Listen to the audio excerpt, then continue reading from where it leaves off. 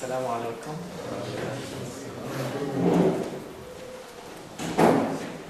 Welcome to the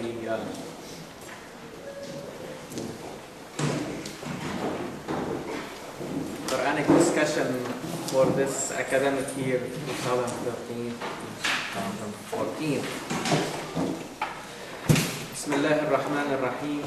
والصلاة والسلام على سيدنا محمد وعلى آله وأصحابه أجمعين.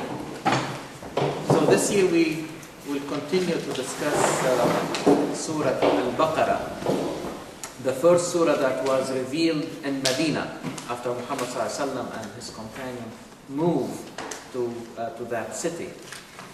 And last week we did like a summary of what we discussed from the surah, the first 60 verses of this surah last year. And after Quran talked about the concept of taqwa and the formation of this new layer in the society to protect it from the social diseases that may afflict this community or any community at the present or in the future. Some of these diseases Quran talked about. Why don't you make like another line so this will be, you can see everybody. Like the disease of kufr, or the tendency to go to the extreme, of denial and rejection, and at the same time treated to protect the society from the disease of hypocrisy or nifaq, which is really an underground movement to destroy the society from within. And then Quran start talking about and providing the believers and the people being addressed in the new city. And we said that this city was really diverse in its social structure, because there were not only the Muhammad ﷺ and his companions moving to the city, but also there were the original inhabitants of that city who like most people of Arabia have not really received a book or a divine book or a divine message, but also there were also the people of the book, mainly the Jews, who also moved to Medina many years before and became part of the social structure of that city. So that helps you to help us to understand why there is really lot of emphasis and address to the people of the book in this particular surah, knowing that these are the people who will be the first to receive, if you like, really this message. So Quran start really reminding the people of the book, and in particular the Jews, of their own experiences and how it is important to learn from these previous experiences and how to move to the next level and to the new phase, because now it is a new era. It is not anymore the time and the era of Musa alayhi salam. It's not anymore the era of Jesus alayhi salam, let it alone the era of Ibrahim alayhi salam. So this is a new era with new challenges. And after Quran, or as Quran was addressing, and bringing these experiences to the people who have some knowledge of it, and also the people who did not have such knowledge, the people of Arabia. then we find that Quran was talking in the third, okay, if you like, person. These are the people who were doing this. Remember what they have done. Remember this. Remember that. And then Quran start really like addressing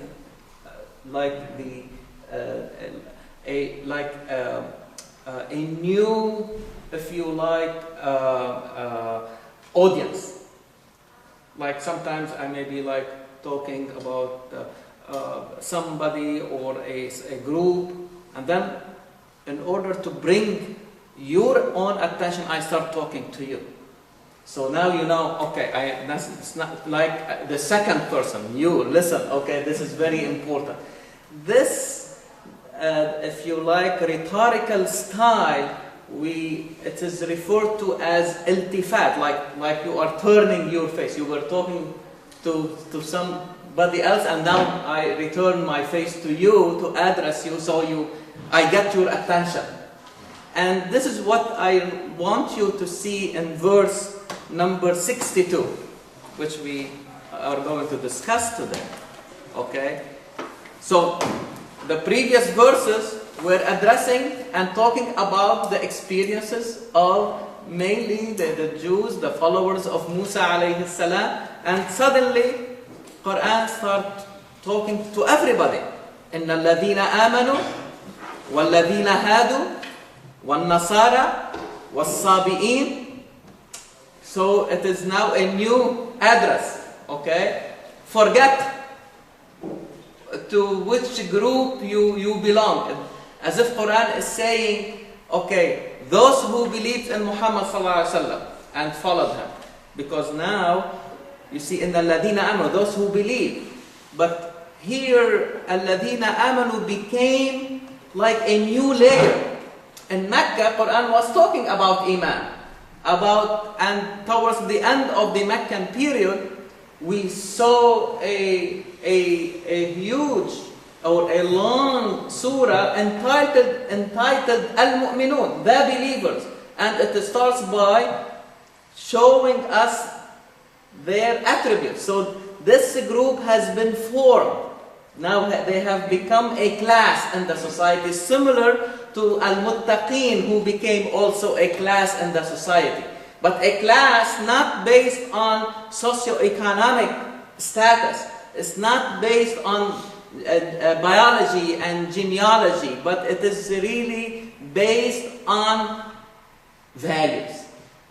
The value of taqwa, and the value of Iman, and the value of doing good in this life. Okay, because all these attributes that we see, however, about Al-Muttaqeen or Al-Mu'mineen, these are really exemplifying, these groups exemplifying and creating an environment for people to see how these values are applied in real life. It's not anymore theory, okay? But no, now you can see these values practiced by real people. And this is, I think, the most important thing. So this is why in Medina, the verses that were revealed in Medina, you see a lot of them starting, Ya ayyuhalladina amanu. Yeah, we don't see that in the Meccan, because that group was being formed. Now it has been formed in Medina. So Quran now is addressing them as a group, as a new layer, as a new class in the society. So in الَّذِينَ آمَنُوا, the same, these are the people that Quran will address them over and over. Ya ayyuhalladhina amanu, ya ayyuhalladhina amanu. And then we have the وَالَّذِينَ هَادُوا. Okay, Quran here is really reminding us what is really the origin of why these people were called Yahud, or the Jews, okay? In Arabic, Yahud. but really from where is this name originating? It's originating from the verb hada. You know, huda, the Quran from the beginning, talking about huda. ذَلِكَ الْكِتَابُ لَا رَيْبَ فِيهِ هُدًى لِلْمُتَّقِينَ. So, الَّذِينَ هَادُوا, those who were guided. You see, إِنَّا هُدْنَا إِلَيْكَ. This is what Musa alayhi salam, as Quran told us, would say to Allah subhanahu wa ta'ala, إِنَّا هُدْنَا, we were guided towards you. You see, so Hadu is not just a name, but it is a reminder of guidance. The same thing, one Nasara. So Quran will not use Christians. Even, we always say, even Christ did not call himself Christian. It's very interesting. And people will say even about Marx. Marx did the same thing. When he brought to the people his new ideology or theory, okay, he did not call it, this is the Marxist theory. No, he said, I am not Marxist. So he absolved himself because he wants it to be universal. Regardless of whether you agree with him or you disagree with his philosophy, this is not our discussion today. But the idea itself is very important. And whoever quotes Marx saying this, immediately they also say even Christ did not call himself a Christian. Because it is not me. It is not my message as a person. Okay? Don't follow me as a person. I want you to be convinced about the idea. And he asked the people who accepted his idea to support him. Ansar.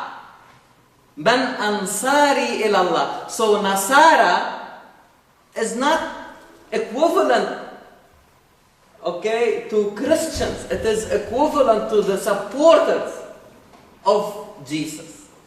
The same way we know about the people of Medina who became the supporters of Prophet Muhammad sallallahu alayhi wa sallam. Muhajirin, those who migrated with the Prophet, and those who supported him in Medina. What do we call them? Ansar, supporters. The same way Isa alayhi salam asked the people, who are my supporters? Man ansari ilallah. قال الحواريون نحن أنصار الله. The disciples said, we are your supporters in spreading the message of Allah. It's not your personal message. You see, and this is why I would say Muslims over all their history refuse to be called Muhammadans. Did anybody of you say, oh, introduce yourself, I am a Muhammadan? Nobody say that. Although we follow Muhammad sallallahu alaihi wasallam, but it is not the message of the person of Muhammad. Muhammad is the messenger for that message from Allah subhanahu wa ta'ala. So this is very important. And so Quran will, some people may say Nasara in reference to Nazareth, which is An-Nasira in Arabic. Okay, the city in Palestine where Jesus was born, peace be upon him. But I think Quran is going beyond the geographical location. You see what I mean? I think it is more to look at it as those who basically supported Isa alayhi salam and helped him. Especially his disciples who basically did the job. I mean, how many disciples, the prominent disciples, how many they are? They were. How many? 12. Is that right? But they were capable of spreading the message. Now it is all over the world. Yeah, just on the face of it. Okay, so it is very also important to even to see how Quran is crafting its terms. It's not haphazard. It's not just, and Quran here, and then he mentioned another group called As-Sabi'at, Was-Sabi'in. Who are these? In English we call them the Sabians. Who are these Sabians? And people really had lot of controversy about who Quran is really referring to. But it seems that from what I have seen and read, and I came to the conclusion that these were Jews who accepted Christianity, who accepted Isa alayhi salam.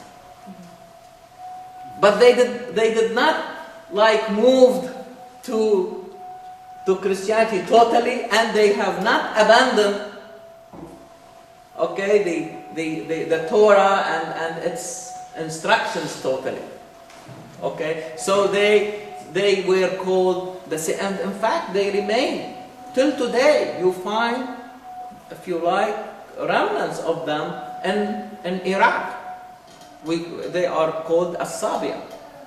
Okay, so Quran even included that group in this address. Okay, to say, especially after Quran talked about all these experiences of the people of the book, in particular the Jews, and talk about al-muttaqeen, and talk about how they are going to protect the society, and talk about Adam alayhi salam, and so the Quran, as if he's saying, it doesn't matter. It is not the name that you put on your badge. Okay, Quran is saying what will save you is not the name.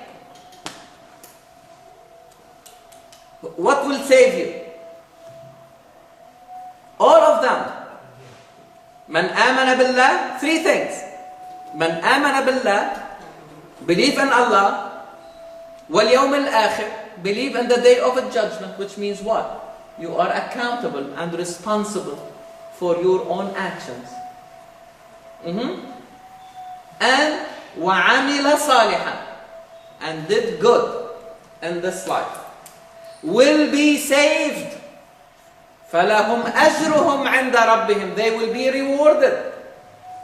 وَلَا خَوْفٌ عَلَيْهِمْ, there will be no fear.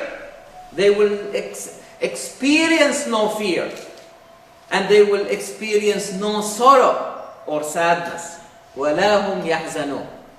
Let me ask you this question, and I like your response, honestly, or your comment.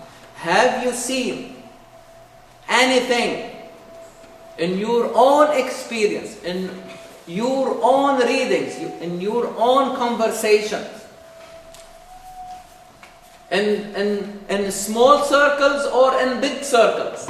Have you seen something more inclusive than this ayah? Is there something more inclusive? Is it saying that only Muslims go to Jannah?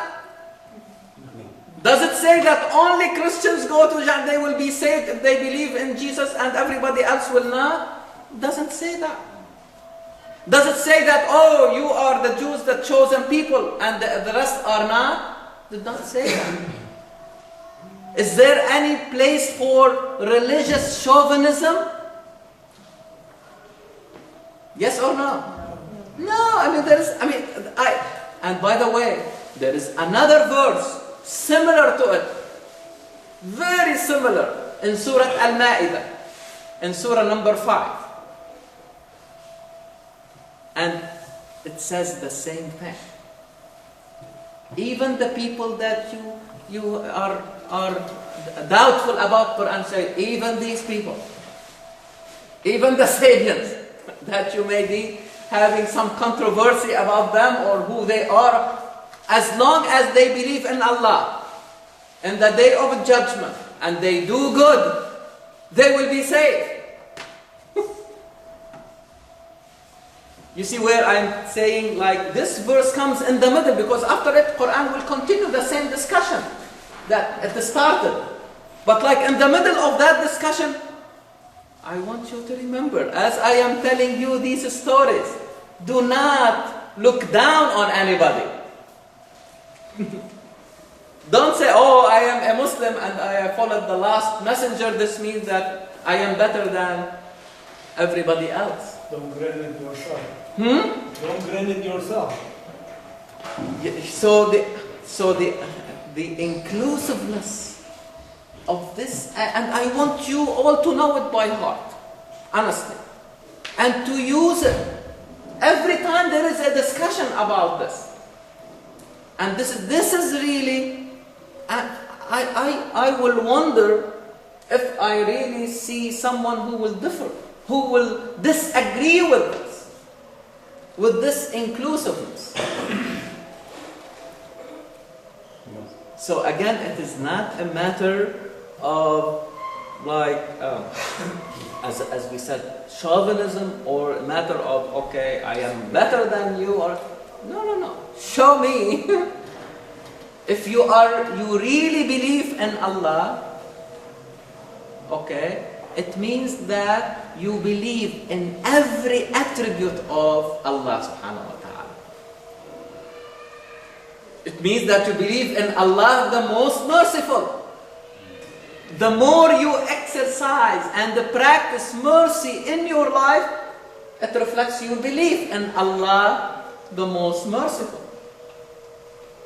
If you work hard to establish justice on this earth, it means that you believe in Allah the just, Al-Adl. One of His beautiful names is Al-Adl. If you act effectively in this existence, you became fa'al. Fa'alun lima yurid. This is how Allah subhanahu wa ta'ala described Himself. So you have to be effective. Acting all the time, not sitting idle and helpless. You see? Al-Alim. So the more you seek knowledge, you are getting closer to Allah subhanahu wa ta'ala, who's one of His beautiful names, Al-Alim, the most knowledgeable, the all-knowing. You see, that is, what does it really mean to believe in Allah? It does stick to the principle of monotheism. That's something that it doesn't compromise, like all the groups that it mentioned. Exactly. So, man amana billah. You see what I mean? Now, if that concept is distorted, then it has to be addressed. You see what I mean? So, how many times, okay, you are sitting with your co-worker who is a Christian, a devoted Christian, and will tell you, I don't believe in Trinity. I believe in Jesus, but I don't believe that he has a divine nature. Yes? I have a co-worker, we talk about always, he's a Christian, he's a Catholic. And we arguing and stuff. He asked me one day, you think so you're gonna go to heaven? I say, if you believe you're creator and you do good, if you don't do anything else, there's bad things you don't do, it's up to him, I said. The Quran is saying it very explicitly. من آمن بالله واليوم الآخر وعمل صالحا. You see, at least let us spread that clear message. At the same time, the guy says, you're a Muslim, you go in hell. I said, how do you know?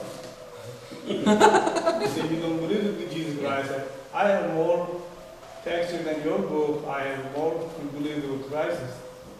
I have more stuff that you know. You don't know some stuff that we have. We believe hard and we cannot separate.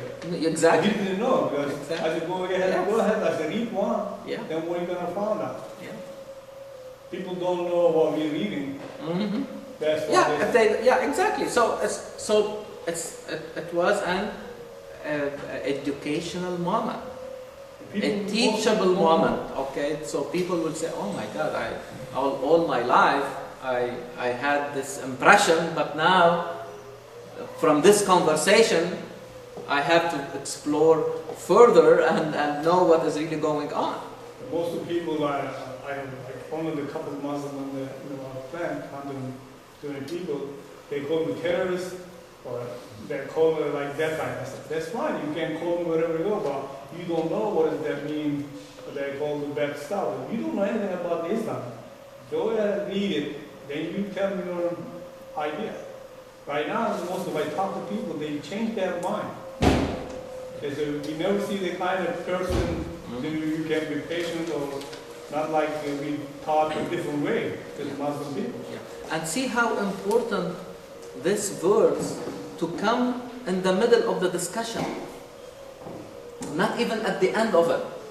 The discussion is still continuing, because the moment you start really like referring to these previous experiences and mistakes that were committed, immediately you start really looking down on that group or people who may have gone through these really difficult times. So as if Quran is like in an immersion way, bring that verse. Okay, there is an immediacy here. There is an urgency to bring that verse so that even if that idea crossed your mind, take it away. That is not what is meant. Not to denigrate, not to demean, but how we can learn from these previous experiences.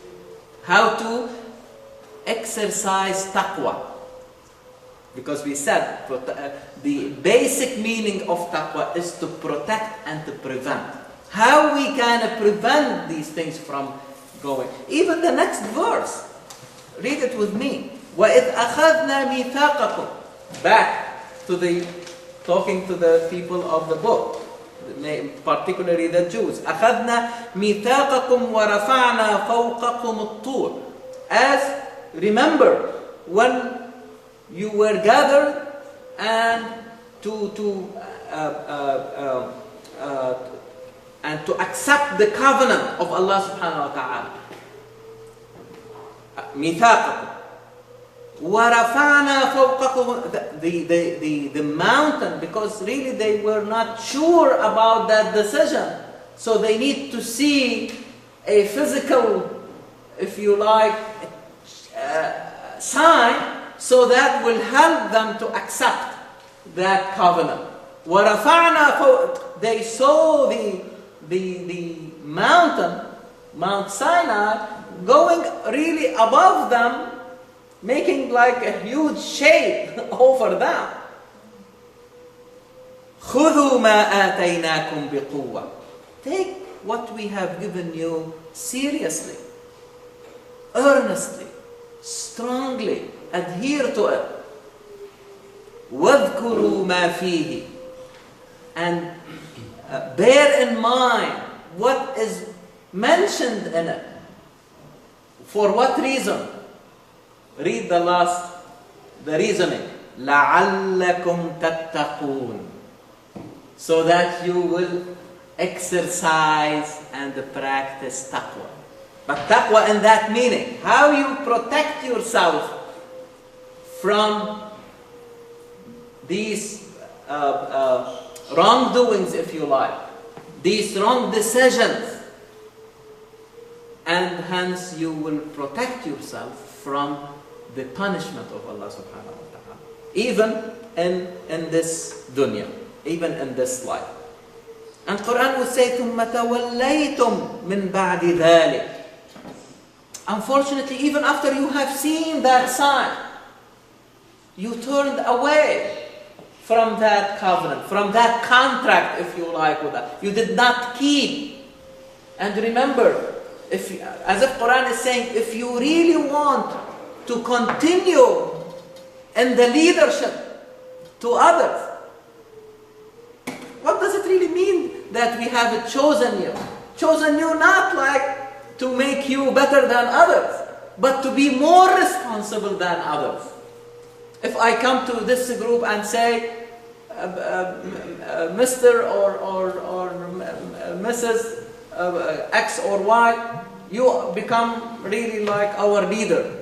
Does not make that person better than anybody else. Okay?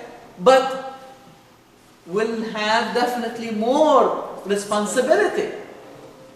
Okay? So if you really want this to continue, remember what we said about the first and one of the most important characteristics of a leader is to integrity. At least keep your promise. Unfortunately, you turned away from that responsibility. Still, Allah subhanahu wa ta'ala is and He is the most merciful.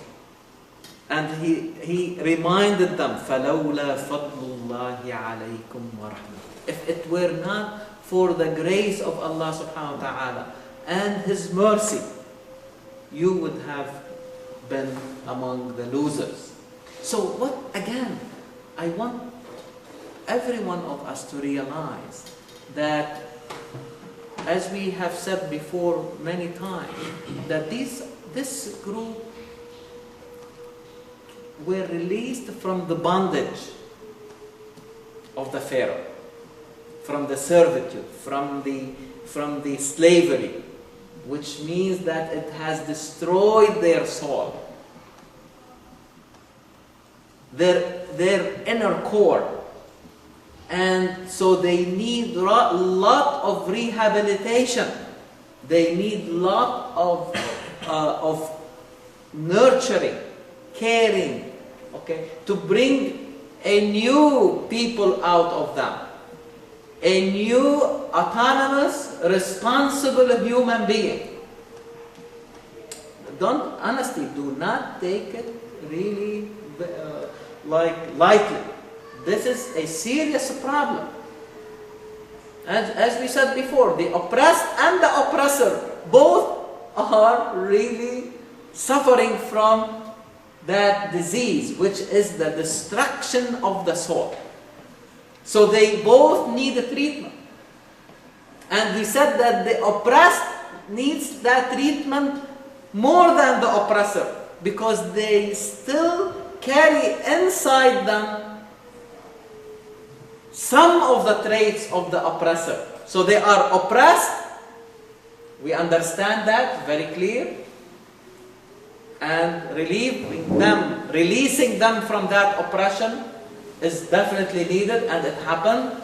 But also how to prevent them, again taqwa, how to protect them from becoming oppressive themselves. There is always tendency of the oppressed to become the oppressor. And we have to be very careful. And this is why you see the suffering. The suffering of the people, and also the suffering of the educator. Musa alayhi salam and all the prophets that followed him. They went through that suffering because they will tell them to do this, and they thought that, okay, they accepted it, and then boom, they turn away from it. So we can understand now why is that happening, or why was that happening. Because really the second part of the treatment is more difficult than the first one. I always say releasing them from the oppression is really the easiest step. But the second step is the more crucial and more difficult, and requires even a new pedagogy, a new system of education. Not a simple one that's just like a narrative type of education. Doesn't really make any, just to tell them what to do. As we do it, unfortunately, today as Muslims. Okay, we have been following that narrative type of education. Just telling people, do this and don't do that. Do this and don't do that. But we do not we have not adopted the type of education that is more inquisitive and more critical, or based on the critical thinking, independent type of thinking. How are you going to bring a new person under slavery, who was under slavery, just listening to the master, and now you want this independent, autonomous human being? It's not easy. So you need lot of experiential type of education, which unfortunately is lacking. Again, even a meeting like that, although it is important, but it is not enough. We need to start thinking about experiential type of education. Like the younger generation, as you go through your own education in school, how many times they ask you to do projects? Individually and part of a group. You learn how to work with others. At the same time, you keep your autonomy, but your independence, but you also interdependence. You can do it on your own, but now you are capable of bringing the experiences of others. What will do this? 1 + 1 will be 2, or 3, or 4. What do we call this? Synergy. Is that right? When you bring these experiences together, they are not only additive. You are not adding 1 + 1 to give you 2, but you are adding 1 + 1 to give you 3 or 4. This is synergy, more than the sum of the parts. Independence plus interdependence, the teamwork that is really needed. It's just like yes. You build up the trust and self-confidence. Yes. Then you making it self-esteem. Yes. Then you go get the confidence themselves. You come up because they destroyed before the Jew and the Pharaoh time. They are self-confidence, everything. You are nothing. You are not worthless. But at this time they're building up back again to humanity. And again, the following step is how to bring the experiences of the others around me. Because as we said before, if I start feeling I am independent, I can do it on my own, that may go also to the extreme of self-sufficiency, thinking that this is a fake feeling that I can do it on my own all the time, but it is really a state of transgression. It's really going to the extreme. You see? No, autonomy is not equivalent to self-sufficiency. Independence is not equivalent to self-sufficiency. Independence should be coupled, combined with interdependence, teamwork, in order to bring better products.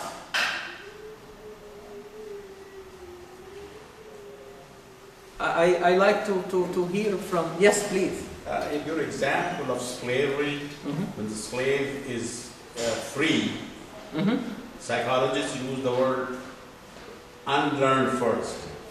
Unlearn, you have to unlearn for the new learn. And this process takes generations. Exactly. It does not happen in one generation. Because my son and then his son, they have to keep themselves again and again a new way of thinking.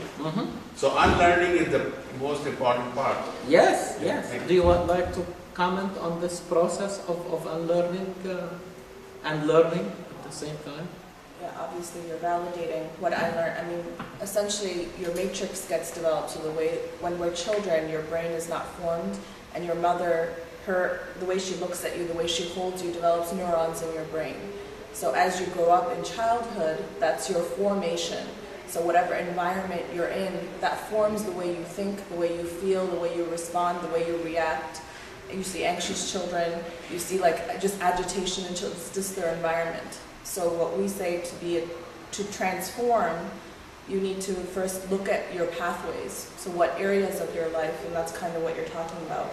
So as he was talking, I was thinking your relationship to your anger, your relationship to your hurt, your relationship to those emotions, and those emotions, how do you process those emotions?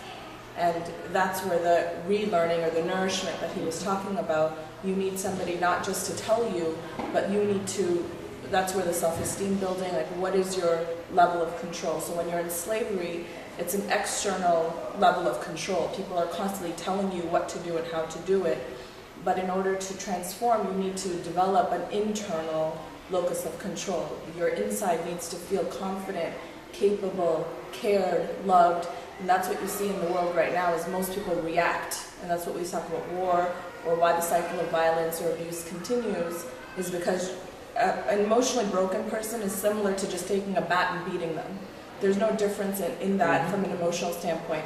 So when you look at an emotionally broken person and you say, now go on and live your best life, you know, they're supposed to be in a cast, like they're not there, and that's what he's talking about. Psychologically they are broken. Psychologically they're broken, and that's your broken core. And so not only can you tell them, but you have to reteach, and that's where the unlearning is coming. You have to redevelop the matrix, retrain your brain actually through neuroscience. How you think. There's a book called Flow that teaches you, and there's so many books, I mean Kierkegaard, the philosophers, they all talk about it. But you have to retrain your brain. That's what cognitive behavioral therapy is. You retrain your brain to think differently, to feel differently, and then act differently.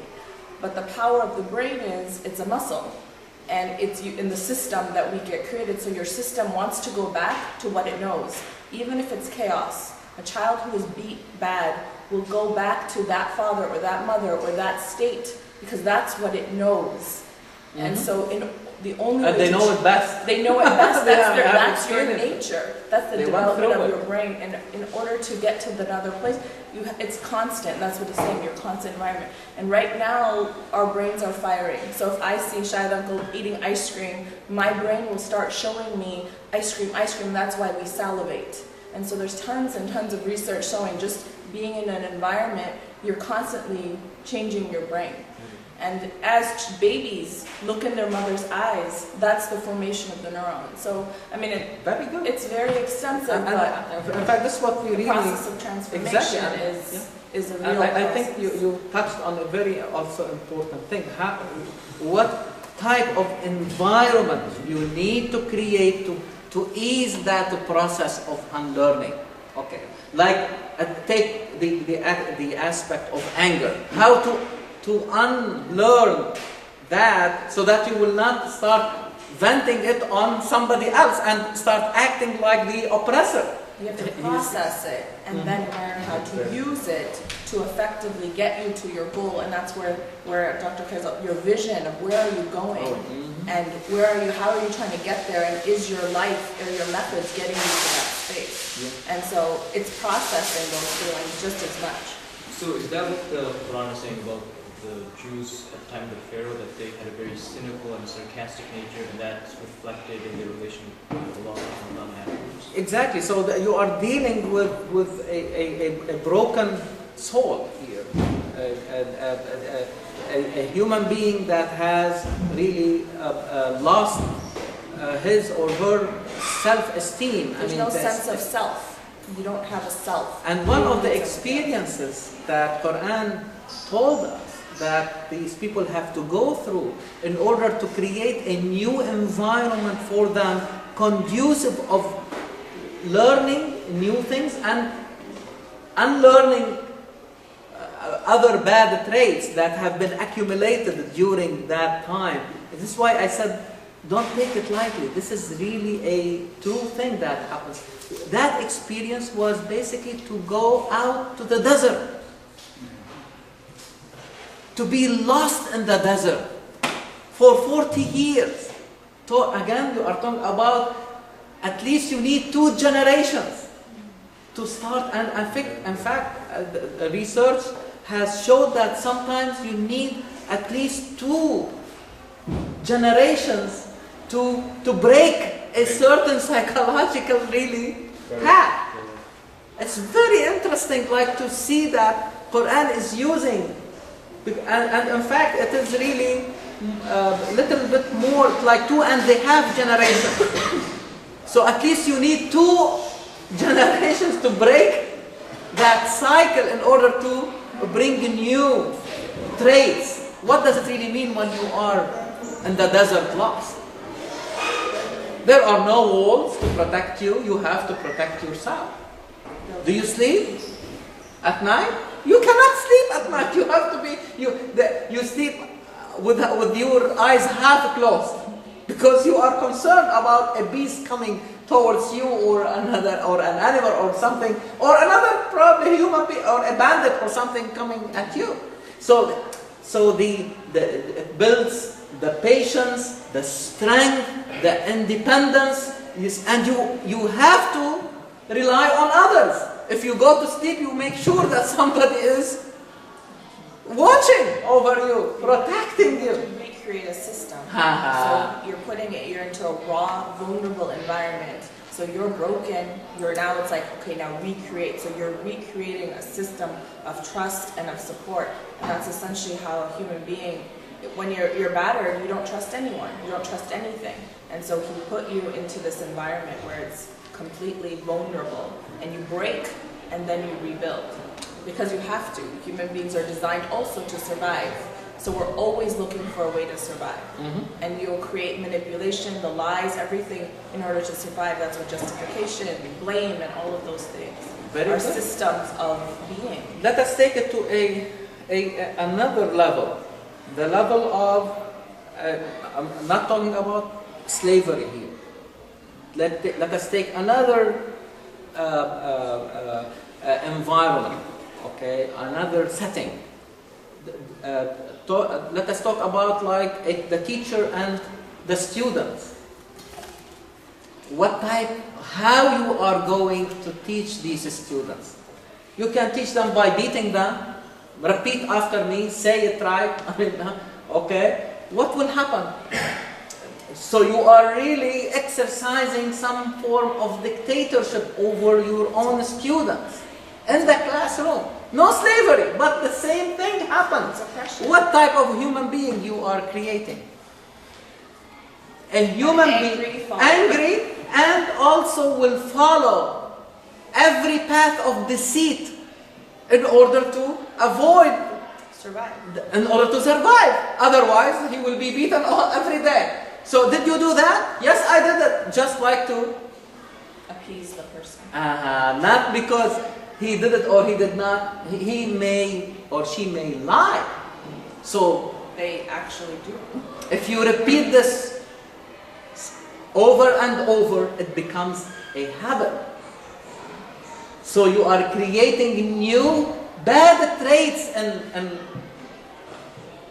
so that, you can see the applications everywhere. However, you are talking in the classroom or talking about it in the political institution.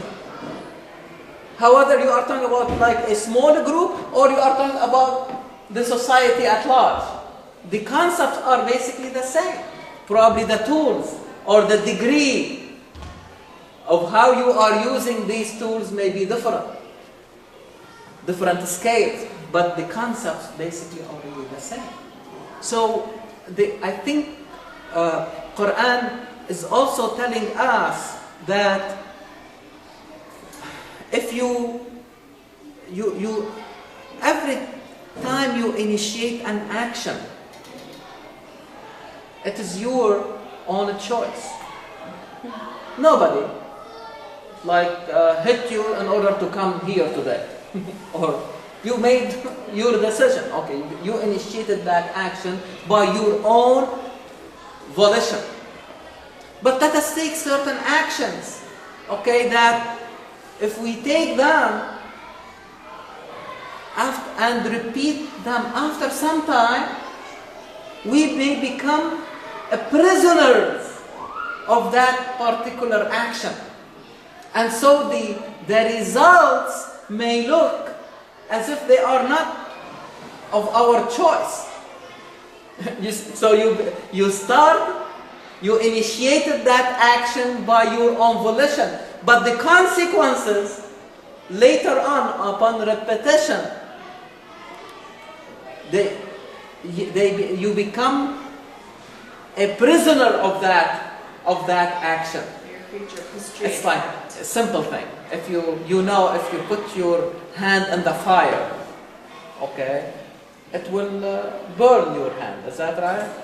So when you initiate that action, it is your own freedom of a choice. Is that right? You put your hand. Nobody pushed you to do that. Your experience. But the consequence,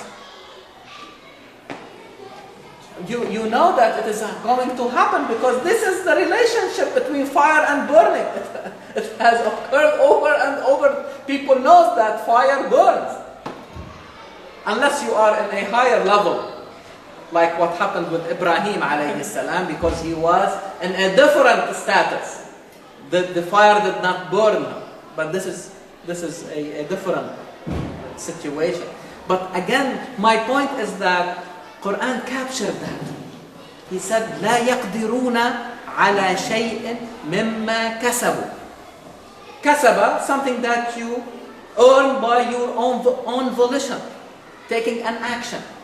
Okay? But Quran is saying, لا يقدرون.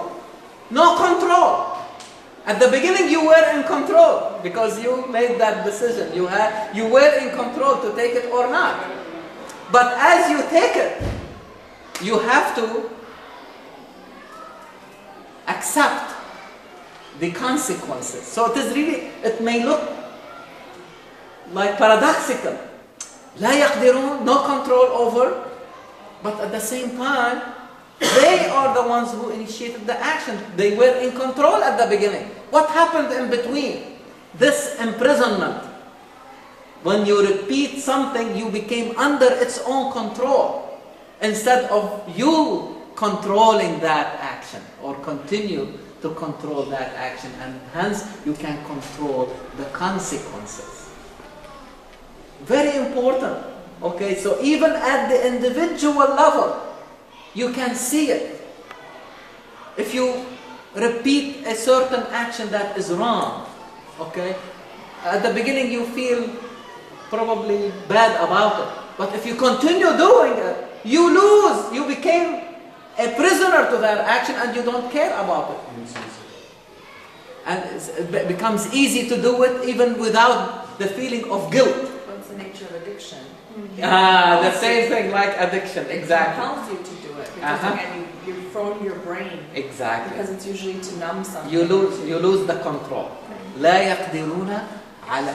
I call this paradoxical aphorism because it looks, on the face of it, it may look paradoxical.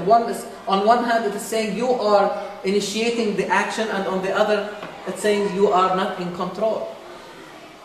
But what happened in between is this imprisonment. Accepting that action, so one become under the control of that action, losing the control over that particular action. So you can put all these levels at the individual level, in a small group, in a larger level. It's basically the same. And one has to take these things into consideration in the process of the treatment and management. Now, all these events, Quran was using the term or the word "id," which means remember, when that happened. But now in verse number 64, it says, وَلَقَدْ عَلِمْتُمْ الَّذِينَ اعْتَدَوْا مِنْكُمْ فِي السَّبْتِ. How the Quran is referring to something that was not mentioned in the Torah. Something that the Quran has captured for us and for the people of the book to know about it. It was not documented. okay, in their own books and in their own history. Quran is bringing it in a different, using even a different linguistic style to show that this is different from the previous events that I shared with you. So, as you know, the Sabbath, the Saturday, is a day of rest. And it is supposed for people like to rejuvenate, not only themselves, but also even their own animals they deserve also to rest. Okay, so that they can bring them to work, okay, for the next week, rejuvenated, able like to do the job for them. But you know, what happens when you take things very literally? And either you stop completely and the life may stop. And I think Isa alayhi salam, Jesus put it very beautifully to them in his own days when he said, imagine like your sheep like fell into the river on a Saturday. You leave it? Or you go after it and save it? So it is the Sabbath how Jesus put it. He said the Sabbath was put for you. You were not put for the Sabbath. You were not made for the Sabbath. The Sabbath was made for you. Keep it under your control. Don't take things literally and become very stiff in dealing with things, because it will destroy you. It is incompatible with life. So the idea again about control and losing control. So Quran is saying, وَلَقَدْ عَلِمْتُمُ الَّذِينَ اعْتَدَوْا مِنْكُمْ فِي السَّبْتِ. So in order really like to get around it, so they have to resort to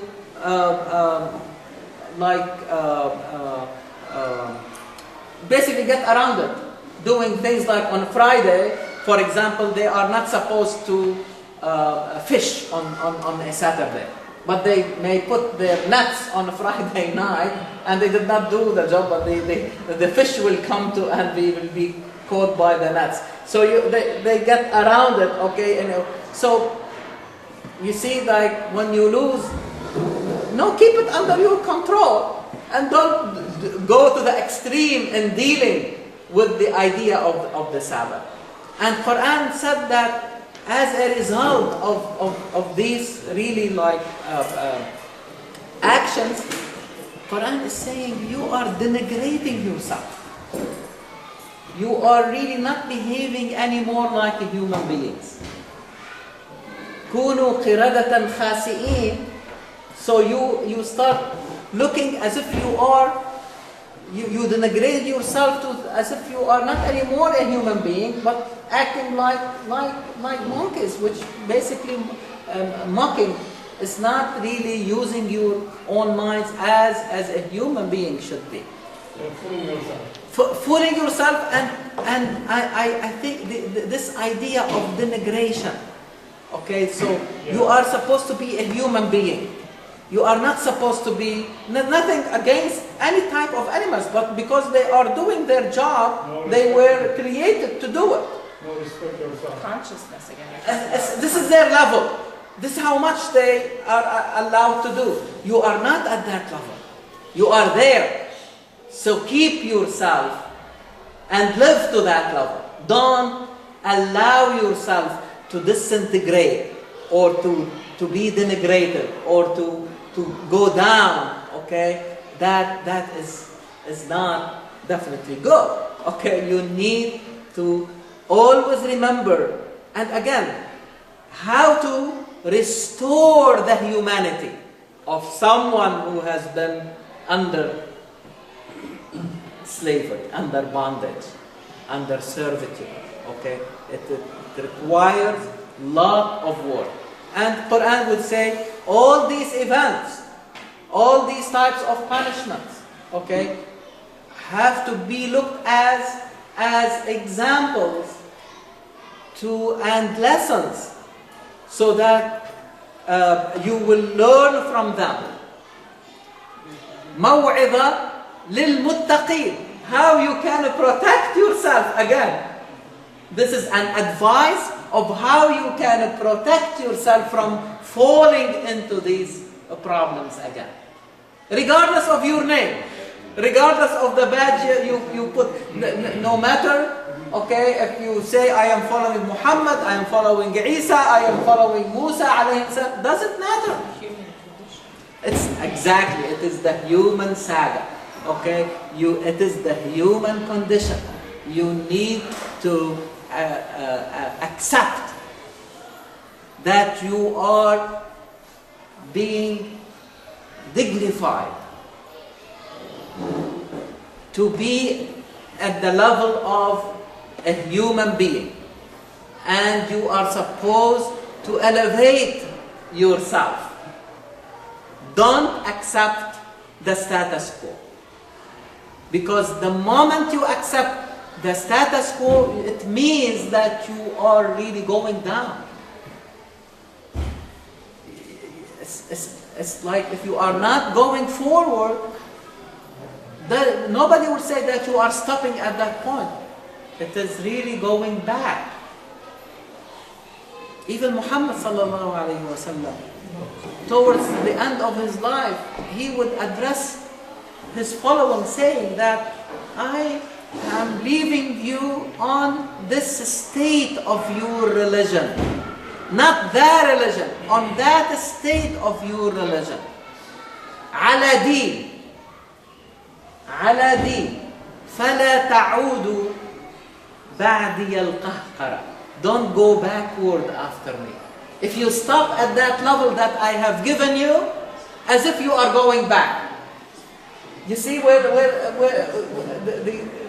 the crux of that saying? If you stop at what I have given you and did not bring it to the next level of understanding, to the next level of thinking, don't think that you will be fine. No, you are going backward. Al-Qahqara, you are going backward. This is really, if you think about it, this is huge when it comes really like to thinking about, human life and as in the level of the individual or really at the level of the society. Yes? You talked about control, lack of control.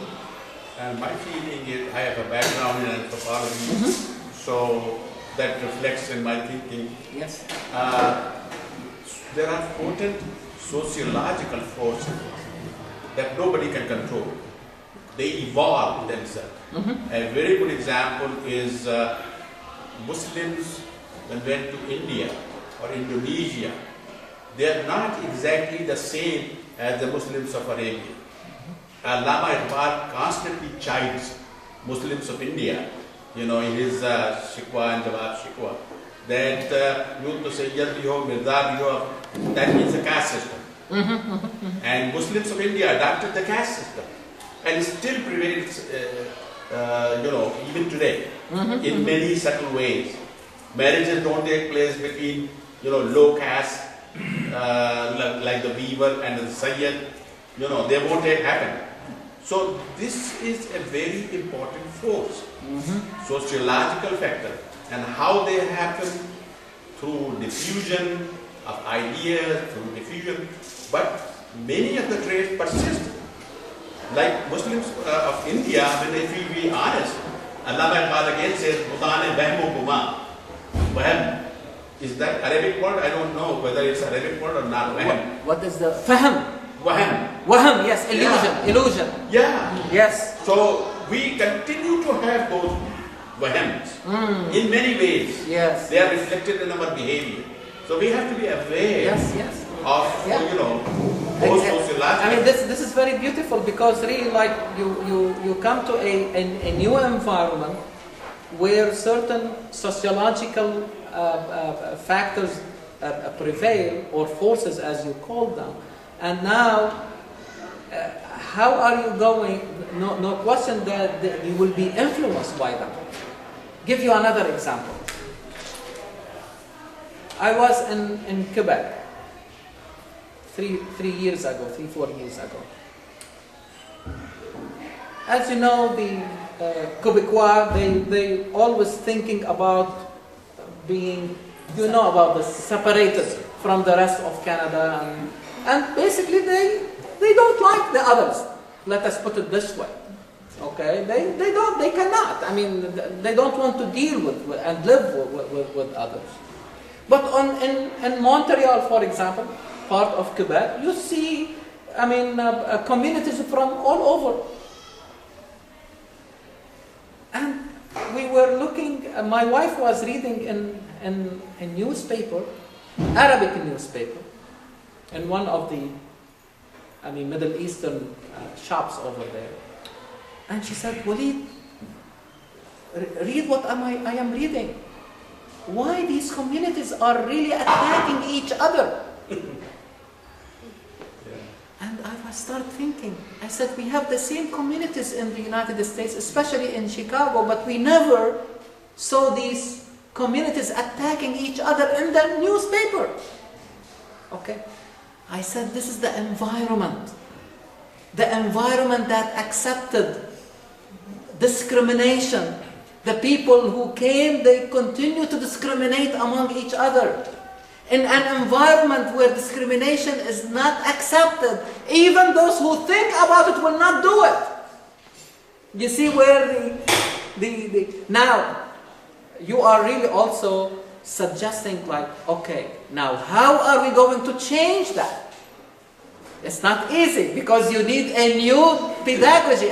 This society that has lived for years under that caste system is not going to change by saying, oh, the caste system is haram, or the caste system is not Allah. That's not going to solve the problem. Oh, you need a new system of education. You need a new pedagogy. You need new experiences in order for people to see, to unlearn, and to accept the new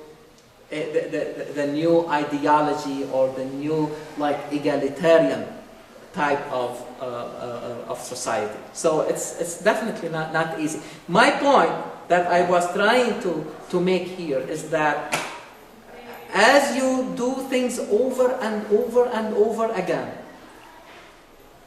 it becomes a habit. But also, we lose our control. Even when you learn new habit, please be in control of that habit. Be conscious of the truth. Ibn Khaldun does not call it habit. He called it, in Arabic, he called it not ada. Ada is habit. He called it malaka. Malaka means habitus, which means that it is in your possession. In your possession. What does it mean in your possession? You are in control of it. Keep in control of these new habits.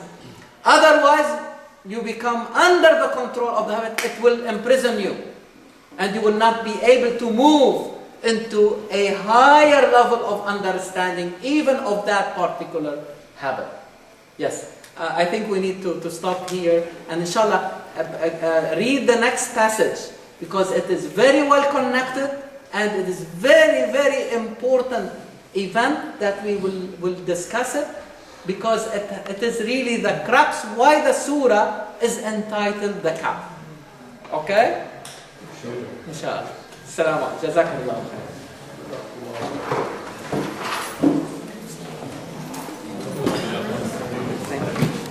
Assalamu alaikum.